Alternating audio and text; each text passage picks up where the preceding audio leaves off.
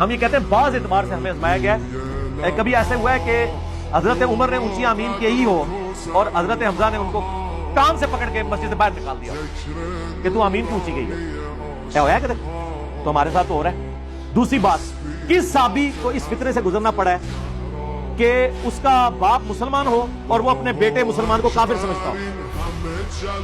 ہمارے سارے اسٹوڈنٹ کے ساتھ یہی ہو رہا ہے کہ وہ بیچارے کتاب و سنت پہ آتے ہیں, ان کے ماں باپ ان کو گستاخ سمجھتے ہیں اور اس سے بڑھ کر وہ بیٹے اپنے ماں باپ کو بھی مسلمان سمجھ رہے ہیں اور ہے بھی بابوں کے ٹائی چڑھتے.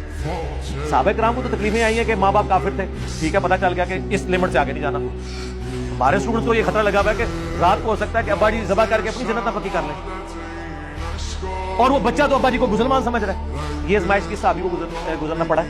یہ ہم نے ایک خاص بات کی تھی ایک خاص فیلڈ میں, یہ میں رونا رو رہا تھا اور میرا اس میں جملے کہ ہم پہ اس اعتبار سے مشکل وقت آ گیا. تو سرکار کیا آج دین پہ چلنا صحابہ کرام کے اعتبار سے دیکھا جائے تو زیادہ مشکل نہیں ہے؟ میں نے کہا تھا ہم پہ مشکل وقت آ گیا.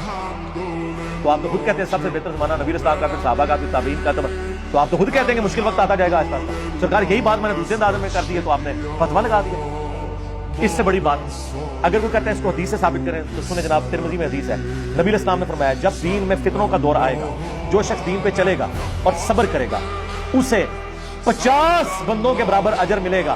صحابہ کرام نے کہا کہ 50 اس زمانے کے, فرمایا نہیں, تمہارے 50 کے برابر اس اکیلے کو بعد میں آنے والے. ہمیں کئی اعتبار سے 50 صحابہ سے زیادہ اجر مل رہے ہیں. یہ تو حدیث ہے نا, مجھے نہ آپ چیلنج کریں. اچھا آگے چلیں. مسند احمد میں حدیث ہے, صحیح ابن حبان میں, جو مجھے دیکھے اور ایمان لائے اسے 1 دفعہ بشارت, جو بغیر دیکھے ایمان لائے اسے 7 دفعہ بشارت, ایک روایت میں ہے 2 دفعہ بشارت, توبہ پھر توبہ. آپ مجھے بتائیں